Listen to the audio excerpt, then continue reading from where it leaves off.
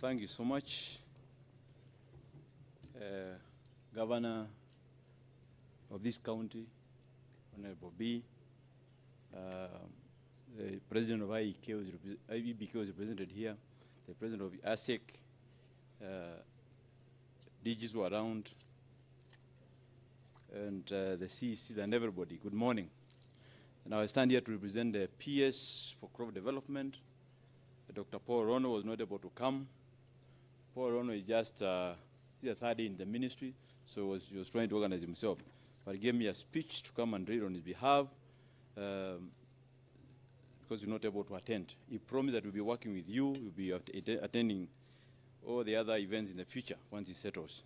And this is his speech. Allow me to go through his speech. I'm indeed honored to be part of the Association of Consortium Engineers of Kenya, ASEC, Conference 2023 that is taking place when Kenya engineering is approach to food systems. This is the theme of this conference is engineering food security. Indeed, this conference focus is aligned to the Vision 2030, the agriculture sector growth and transformation strategy, the bottom-up economic transformation agenda, and the sustainable development goals, SDGs, with a greater emphasis on greater emphasis on food security and nutrition.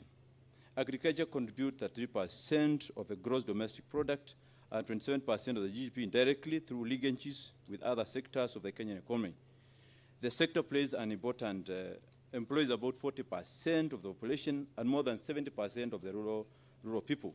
So food security, food and nutrition security is an essential good in the development agenda of this country.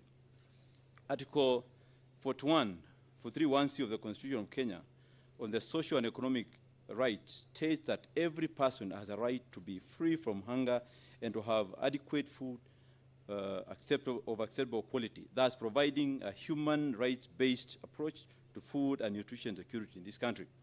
Now, the strategic objectives of the ministry are to create an enabling environment for agricultural development, to increase production and productivity in the agricultural sector, enhance national food and nutrition security, improve market access, and trade and strengthen institutional capacity.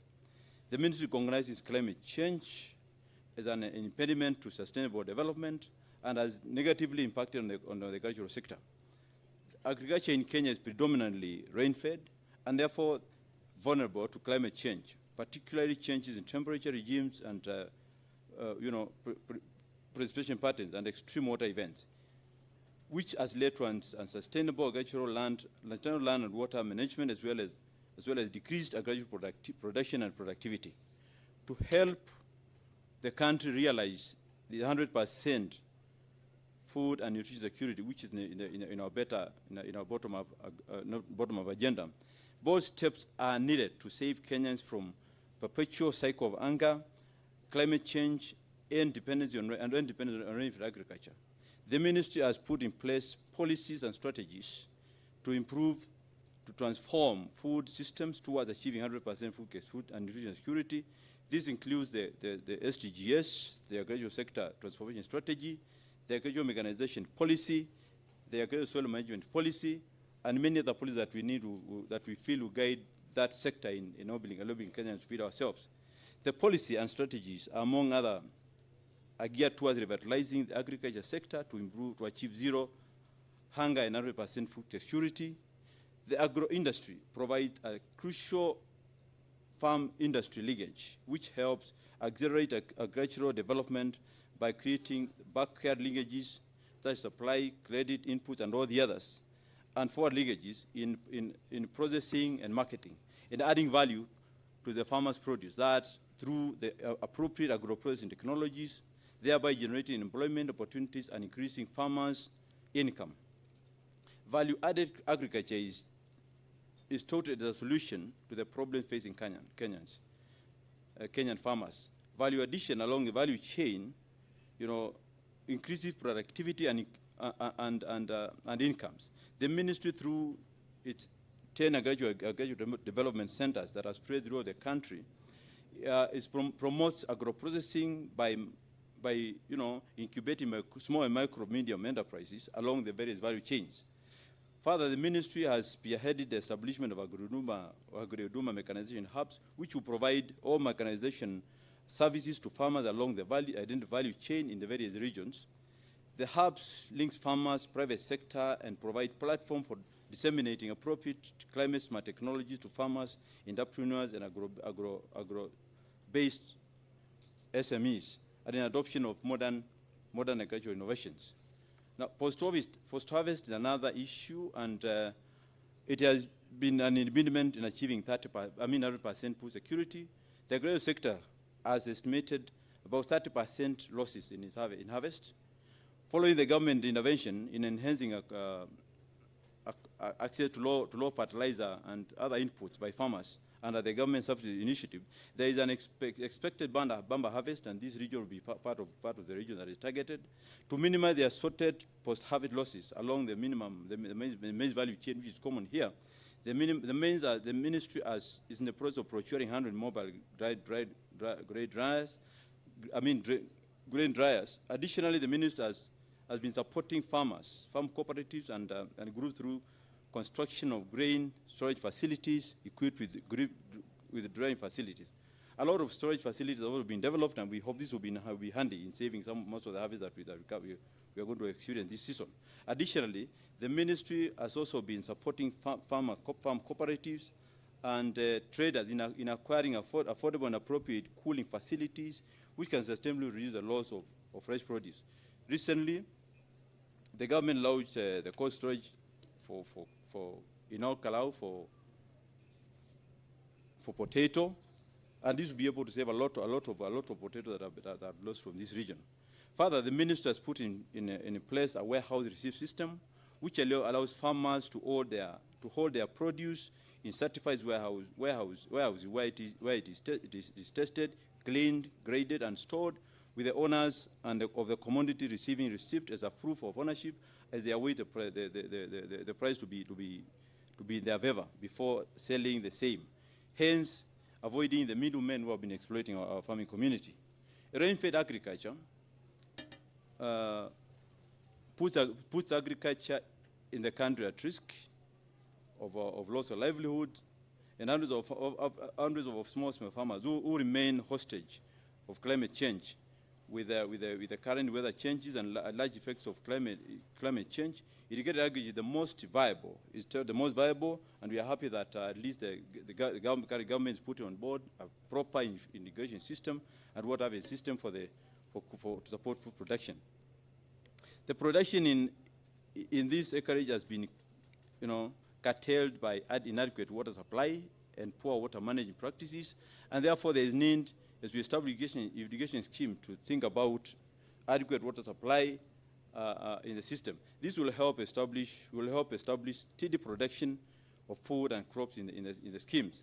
The ministry has been supporting smallholder farmers through implementation of smallholder irrigation schemes across the country through the various projects that we are implementing with the counties. Those projects put about 1,000 acres under irrigation in 17 counties. We expect to continue working in more counties as we roll out government programs that are funded by donors and the ones that we are able to implement ourselves. In addition, the ministry has also been establishing an on-farm water harvesting and storage structures such as dams and water pans to supplement what is done by the Ministry of Water. Conservation tillage technology, such as minimum tillage and cover crops, limit the amount of soil and water lost through evaporation, rain spread, and all these other things. We feel conservation tillage is the way to go. Conservation agriculture is the way to go because it's in our asal areas. You should be able to encourage production and increase production. The low-cost technologies boost crop yield by capturing water and keeping it within the crop root zone and increasing rain for moisture and these other things. All these activities will enhance our crop production. We are also encouraging precision agriculture. We have gone to a season where we have to go into precision agriculture. The ministry is also supporting counties to be able to roll out the precision agriculture. That means you are only be able to support where possible. Now, like the rest of the world, Kenya food system is the means of digital revolution, highlighting the need to access digital technology and digitally connect all stakeholders. As a ministry, we are working with counties to bring on board, to make sure that we digitize all information and it's available to everybody. We realize that's been a challenge, and that's what we are doing. The minister developed a data system to originate all the farmers. We are working closely with counties. Through government fertilizer subsidy, this approach use short of messages, the platform to inform farmers in availability of fertilizer and any other information that is necessary. We also working a lot through CARO to do a lot of research, being able to provide the necessary information to our farmers. These platforms are all ensure there is real-time information for farmers, and we hope that this will be able to improve our digital access and information to our farmers. The interventions and the measures already put in place are among those outlined in the Kenya Vision 2030, the SDGs, and the bottom-up approach in strengthening the government position, a re-engineering approach to our farming, food systems, geared towards achieving the 100% food security and economic development. I believe as engineers, you are best placed to come up with a creative and innovative idea that will spark development by overcoming all these leakages. That is a speech by our PS, Dr. Paul Ono. Just to add, because I work in that sector, this workshop, this conference comes at the opportune time when Kenya is re-engineering its food systems. We recognize engineering as a key input in our production systems. Actually, when we are analyzing our production system, we realize 70% of the process that we do in crop production, they are all engineering. So we need to come up with engineering, technology. We need to come up, and we are really important in production. Most of the activities, Your Excellency, are not mechanized. We have a lot of most of the activities are a bit manual. Mechanization is up to around, the national average is around 30 to 25%, which is very low for any country to develop. So we are working towards improving mechanization across the value chain, right from planting up to marketing, up to packaging. That value chain, we are working at increasing that percentage from 25 to about 50%. We within 50% be able to feed our people and also be able to compete viably. So I want to welcome engineers. We have each of us as a role to play in the value chain. Let's work together. Let us seek solutions that are going to work to work for us, and particularly the researchers here. The research component in engineering, in what we do, is very silent. Let us work closely with research. We are coming out with mechanization policy. We bring on board everybody. So let us work together and see whether they can be able to move forward. We are analyzing countries that have moved forward, and we realize that no country has ever developed without mechanization. So we need to mechanize our systems to be able to move forward. We have been analyzing systems, countries like India, countries like Brazil, that has come up through mechanization, through engineering all the agricultural processes. So we feel this is quite key. We expect a lot of support from the county governments, where you had Your Excellency, because they are the people who implement the activities, as we just support. So the representative of EBK talked, the chairman, the president representative talked of consultancies. I'm in the government. We want to work, develop our consultancy. We want to help our consultancies. But from where I speak, especially in the water sector, we have a challenge in the capacity. So we avoid consultants until we feel it's an issue. So let's also see how we can build capacities of consultants who are coming on board.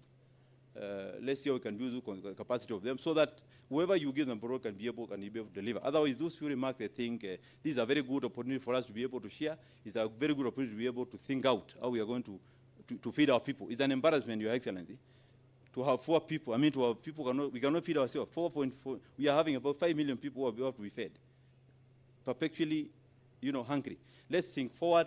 Let's see how we can help our countries move forward. And God bless you.